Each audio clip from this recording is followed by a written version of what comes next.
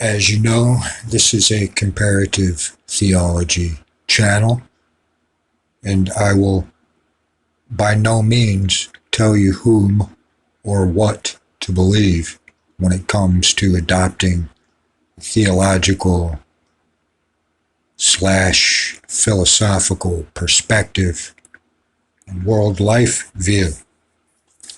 That said, the title of this post is The Omnipresence Paradox and a Bigger Universal God. So the questions that we'll be asking today is, can God or is God bigger than your religious tradition? Or can God or the divine presence, the absolute, the ultimate of universal truth, can it be found outside of Christianity? Or for that matter, outside of any spiritual tradition? So the answer to this, when it comes to the omnipresence paradox, is an unequivocal yes. God is indeed everything, everywhere, and all at once. This includes everything in existence, all matter, all traditions.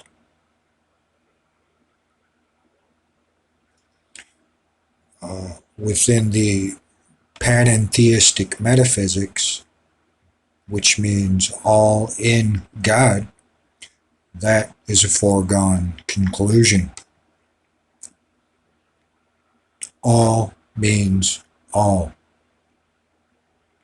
as the Christian universalists might say.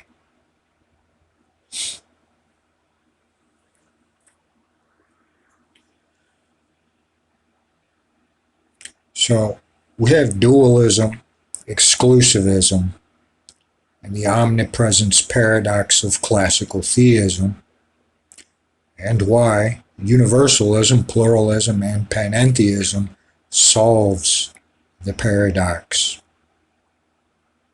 I would also add the concept of non-duality as a term philosophically to be added to that as a part of that dualistic substance dualism, the conflicts that produces, and how non-dualism as a concept philosophically and spiritually is indeed a solution as well. So all of these concepts put together. So it is a flagrant contradiction to claim omnipresence as an attribute of God while simultaneously denying it by claiming God is only here, say within Christianity or Judaism or Islam when pertaining to the three Abrahamic traditions, and not there. So the Christian camp might say God is only with us and not you, Muslims, or the Jewish congregations might say God is only with us, not you, Muslim or Christian. You don't know what you're talking about. Only we know God. We are God's special people. But really, does God play favorites? Ask yourself this question. Can God be found outside of your tradition? And today, we're going to read a few articles on the subject concerning the matters, because my home tradition, and as I was raised within Christianity, I'll be focusing on that.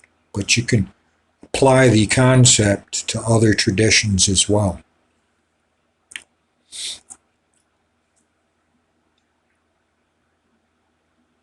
So the paradox or contradiction is uh, omnipresence, denying and simultaneously embracing omnipresence as an attribute of God. And from time immemorial, this has always been, you know, uh, uh, an accepted concept that omnipresence is indeed one of the major attributes of the divine. And most theologians would agree with that, as well as churchmen. So God is there and not here is indeed a contradiction of omnipresence. So outside of the church culture and exclusivist types of Christian theologies, which the exclusivist, I'm afraid, with that level of thought, finds it incomprehensible to think that God could be possibly outside of their own tradition. Should we really attempt to put God in our own personal theological box? I wouldn't recommend it.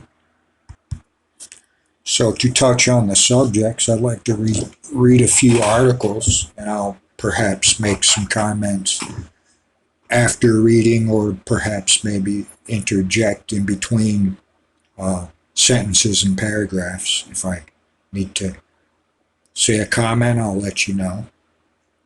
So the first is from Baptist News Global. That's a good resource if you're doing research on Christian theology. So the question, and this was published on September 13th, 2021, and the author is Amber Wild. It's an opinion article, and the question is, can God be found outside Christianity? Quote, a few weeks ago, I attended my first energy workshop. It's taken years of deconstruction and healing from religious trauma for me to open up myself and allow myself to explore the energy work of more Buddhist traditions. And so this daring soul took the steps to color outside the lines, which is admirable to those who think that doing your own research is important and not just believing everything that the pastor or preacher tells you as fact. It's always good to check up on said quote-unquote religious leaders. Continuing, my former beliefs taught me that at best it was too woo-woo, too new age, or too out there, and at worst, that you were opening yourself up to demonic powers and or participating in devil worship. The reality was I knew nothing about Buddhist teachings. Everything was based on hearsay. And let's face it, fear. Growing up, I lived in a world of binaries as a focus on the family homeschool kid, living in the epicenter of Christian ministries in Colorado Springs. My world was very white, straight, and evangelical Christian. There was us, those who had the right answers and knew how to follow God correctly, all very orthodox of them. And there was them, every other person of every other religion, belief system, or lack of belief system in the world, who were deemed heathens or heathenistic and dependent on us to tell them about our God and therefore save their souls.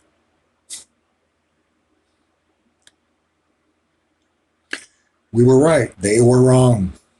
We had faith, they did not. It was as clear as black and white. If this comes off as arrogant and elitist, it's because it was. We believed we were God's chosen ones and that it was our duty to inform every other person in the world of how they too could join this elitist God club. I knew nothing of diversity, nothing of respect for other people's cultures or beliefs, nothing about the true core tenets of other faiths like Hinduism or Buddhism.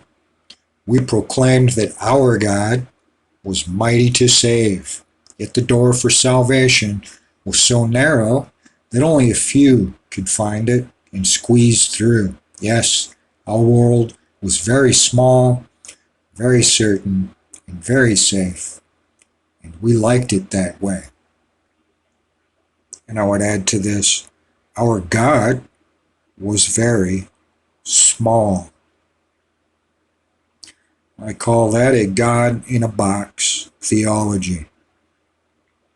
Continuing, I've been deconstructing those harmful binaries of belief in healing from religious trauma, purity culture, and a borderline religious trauma, purity culture, and a borderline cult-like environment for more than a decade now. While the process has at times felt messy and confusing, it continues to make me more and more free.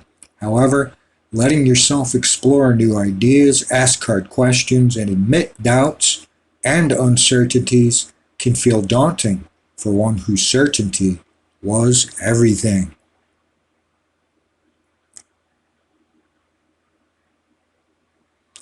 Growing up, I lived in a world of binaries. Over the last couple of years, especially with my diagnosis of late-stage Lyme disease, multiple people and doctors have encouraged me to engage in meditation and energy work as part of my healing journey. As I've begun to shed the dogma of my past and open my mind to new ways of being, I've actually found a great amount of peace and healing there. What I found isn't at all what I've been taught or thought I knew about chanting, meditation, and similar practices. They aren't scary. They aren't dark. They are not evil. In fact, they are quite the opposite. I found that they focus on light, on healing, on gratitude, and thankfulness, thereby actually helping us release the dark feelings we experience. Who among us couldn't benefit from more of that in our lives? Attending this energy workshop recently was a big step for me. As much as I wanted to go, there was still a part of me that easily could have talked myself out of it.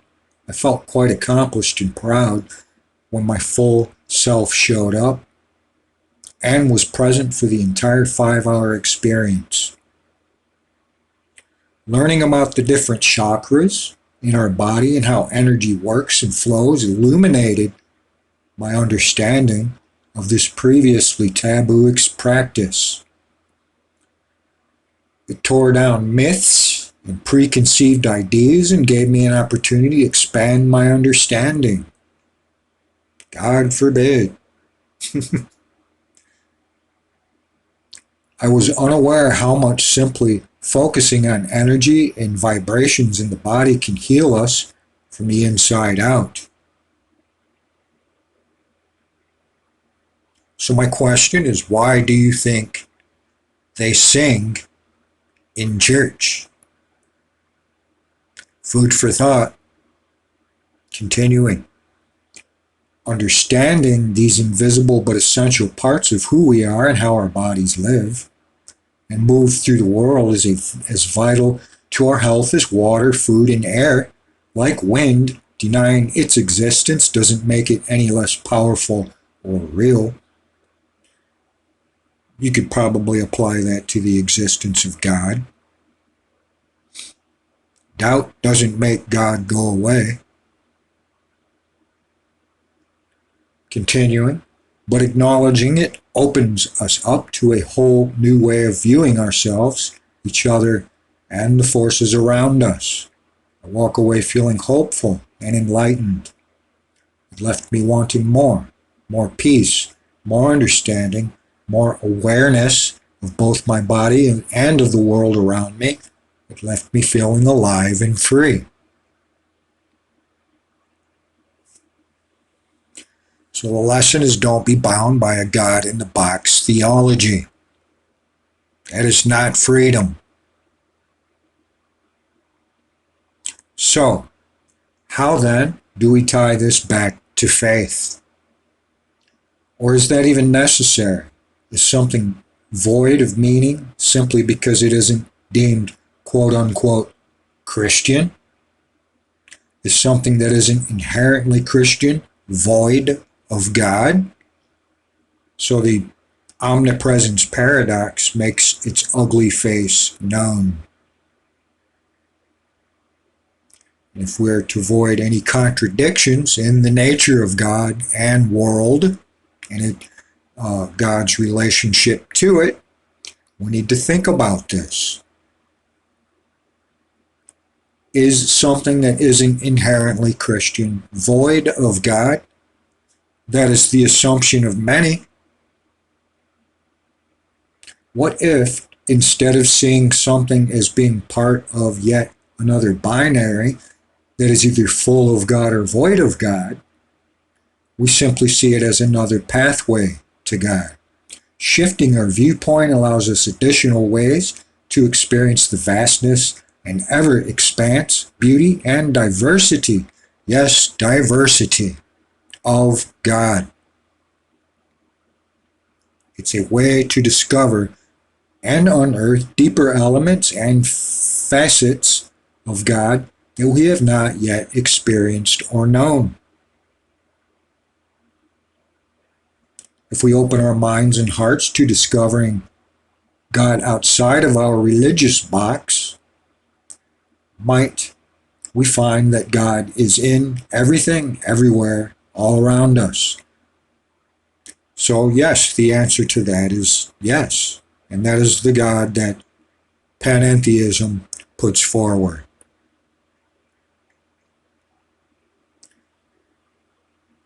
We don't have to be in a church to discover God, although we can. We can discover God simply by sitting in the forest, or listening to a song on the radio, or having a meaningful conversation with a friend. And yes, in meditation and Buddhist energy work.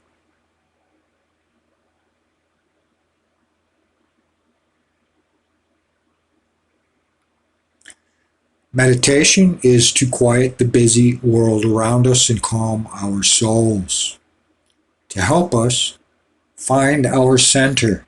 I don't know about you, but it is in those quiet moments of recentering and regrounding myself that I hear God the most.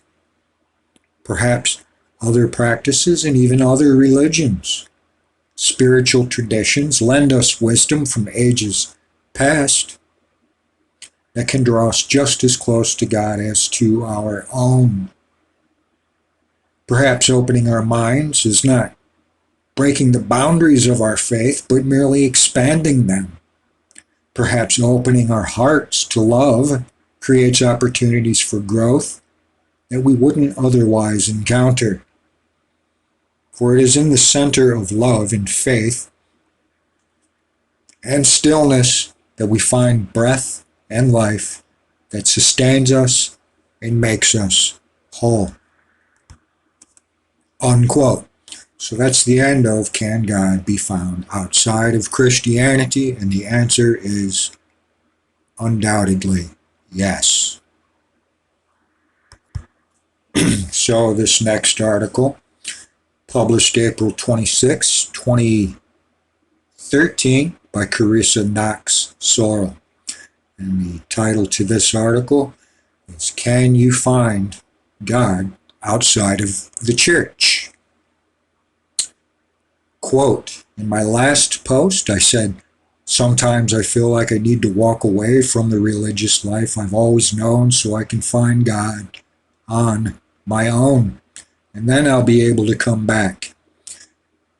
I feel like I need to explain that comment more because I received some comments both on the blog and from personal friends and about the danger of trying to find God, quote unquote, outside of the church.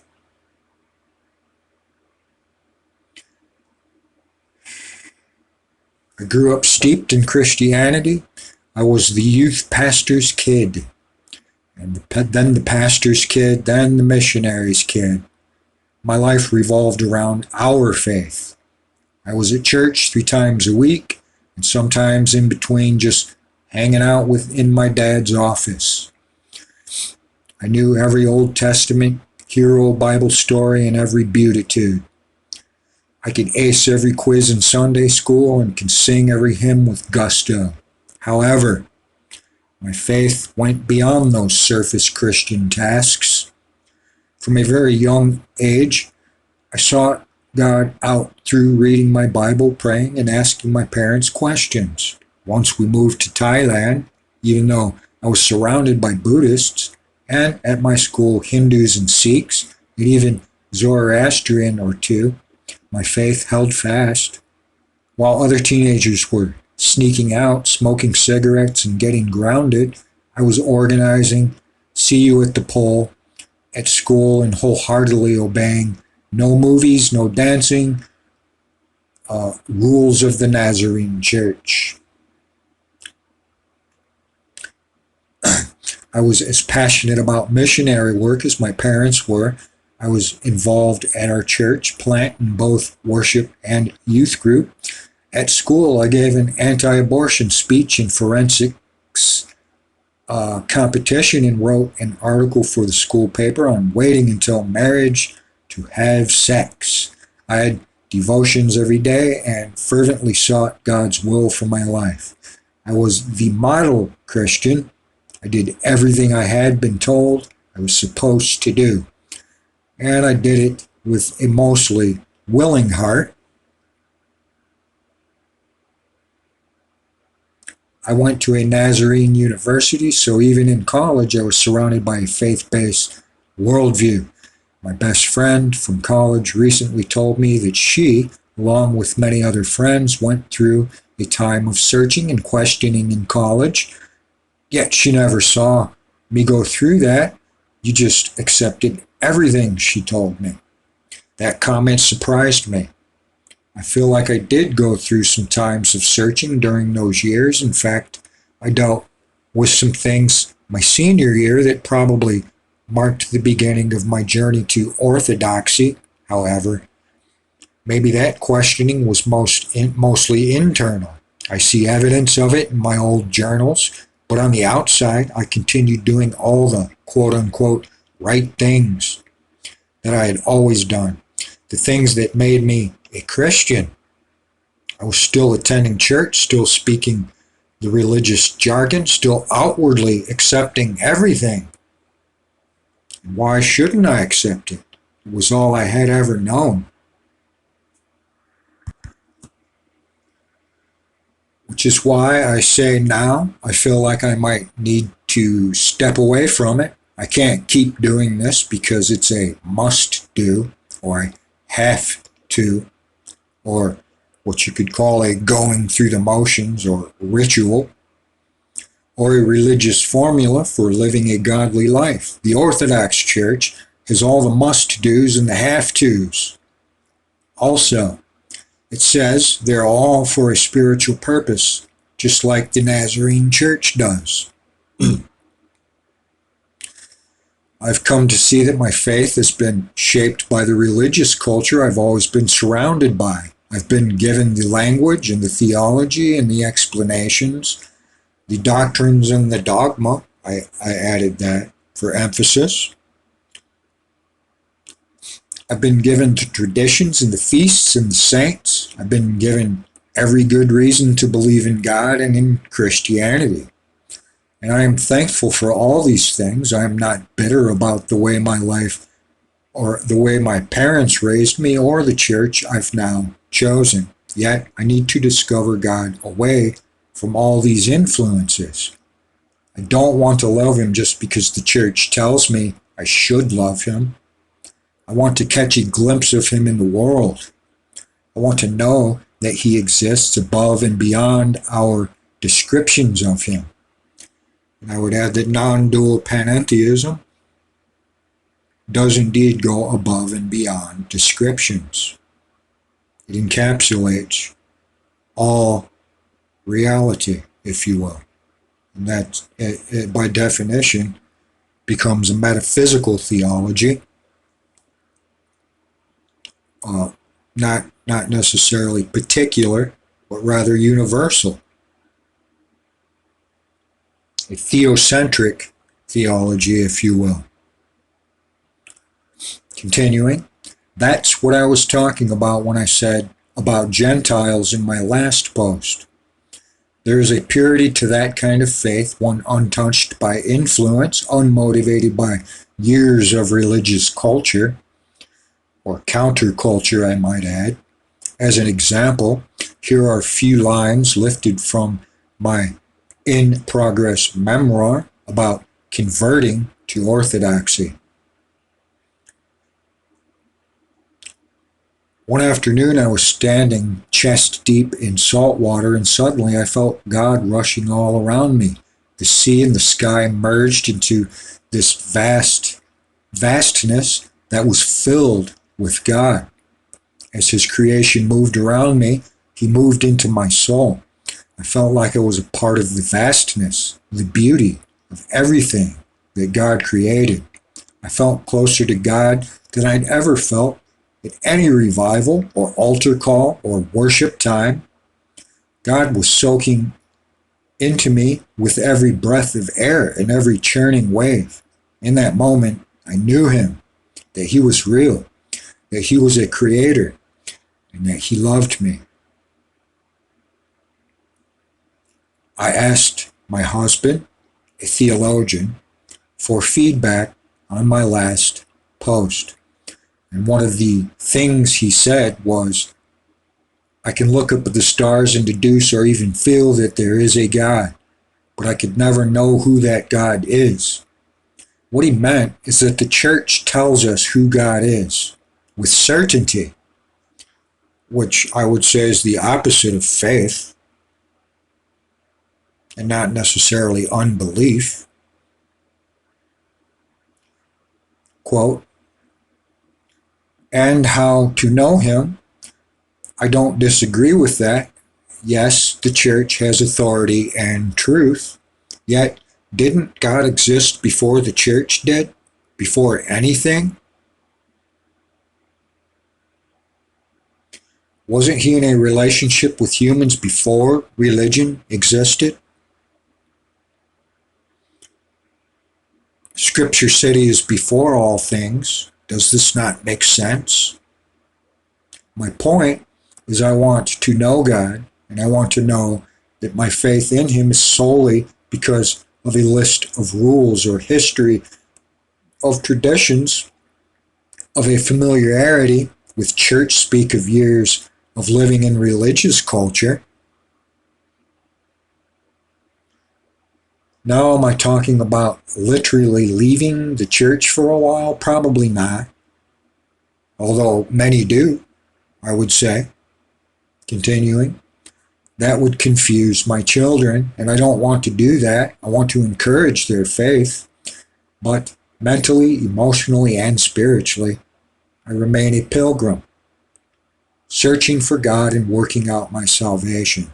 Just as the father of the demon-possessed boy, I approached Jesus saying, I believe. Help my unbelief. Unquote. End of article. By Carissa Knox Sorrell.